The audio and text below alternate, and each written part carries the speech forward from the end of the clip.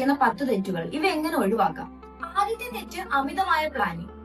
ഭൂപടത്തിൽ യൂറോപ്പ് വളരെ ചെറിയ രാജ്യമായി തോന്നും. അതുകൊണ്ട് തന്നെ ഒരേ യാത്രയിൽ 6 മുതൽ 7 രാജ്യം വരെ കാണാം എന്ന് പലവരും ശ്രമിക്കും. എന്നാൽ റോമിൽ നിന്ന് പാരീസ്, പിന്നെ ബാഴ്സലോണ എന്നിങ്ങനെ ഓടി നടക്കുന്നത് യാത്രയെ ആസ്വദിക്കുന്നതിൽ നിന്ന് ക്ഷീണിപ്പിക്കും. ശരിയായ വഴി 2-3 നഗരങ്ങൾ മാത്രം തിരഞ്ഞെടുക്കുക. എന്നിട്ട് ആ നഗരത്തിന്റെ ഭംഗി ആസ്വദിക്കുക. രണ്ടാമത്തെ തെറ്റ് പ്രാദേശിക ആചാരങ്ങൾ അവഗണിക്കൽ. ഒരു രാജ്യത്ത് സ്വീകാര്യമായി തോന്നുന്നത് മറ്റൊരു രാജ്യത്ത് അപമര്യാദയായി തോന്നാം.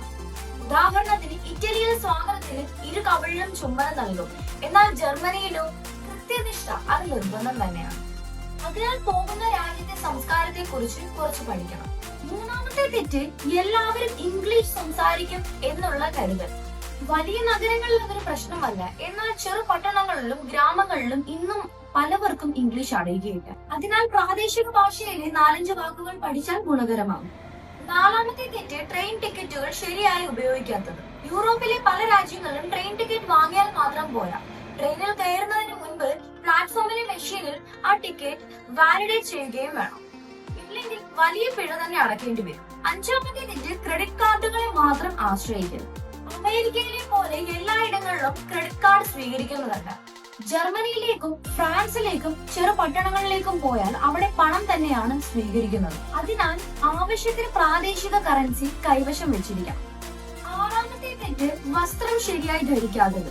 യൂറോപ്യന്മാർ പൊതുവെ ഭയങ്കര സ്റ്റൈലിഷ് ആണ്. എന്നാൽ പള്ളികളിലോ മതപരമായ ചടങ്ങുകളിലോ പങ്കെടുക്കുവാനായി ചെല്ലുമ്പോൾ അവരുടെ വസ്ത്രധാരണം വളരെ വ്യത്യസ്തമായിട്ടുള്ളതാണ്. അതുകൊണ്ട് തന്നെ ഡ്രസ് കോഡ് മുൻകൂട്ടി മനസ്സിലാക്കുന്നത് നല്ലത്. തെറ്റ് വിനോദസഞ്ചാര കേന്ദ്രങ്ങൾക്ക് തൊട്ടടുത്തുള്ള റെസ്റ്റോറന്റുകളിൽ നിന്നുള്ള ഭക്ഷണം കഴിക്കുക. അവിടെ വില വളരെ കൂടുതലുമായിരിക്കും. അതുപോലെ തന്നെ ഭക്ഷണത്തിന്റെ ഗുണമേന്മ വളരെ കുറവുമായിരിക്കും. നാട്ടുകാർ പോകുന്ന റെസ്റ്റോറന്റുകൾ തിരഞ്ഞെടുത്താൽ കുറഞ്ഞ വിലയും നല്ല രുചികരമായിട്ടുള്ള ഭക്ഷണവും കഴിക്കുവാൻ സാധിക്കും. എട്ടാമത്തെ തെറ്റ് യാത്രാ ഇൻഷുറൻസ് ഒഴിവാക്കുന്നത്. പലവർക്കും അതൊരു ചെലവായി തോന്നും. പക്ഷെ യാത്രയ്ക്കിടയിൽ ബാഗ് നഷ്ടപ്പെടാം, വാലറ്റ് നഷ്ടപ്പെടാം, പല ആരോഗ്യ പ്രശ്നങ്ങളും ഉണ്ടാവാം. ഇത്തരം പ്രശ്നങ്ങളിൽ രക്ഷ നേടാൻ ഇൻഷുറൻസ് അത്യാവശ്യം തന്നെയാണ്. ഒമ്പതാമത്തെ തെറ്റ് ടിപ്പിംഗ് രീതികളെ കുറിച്ചുള്ള അറിവില്ലായ്മ.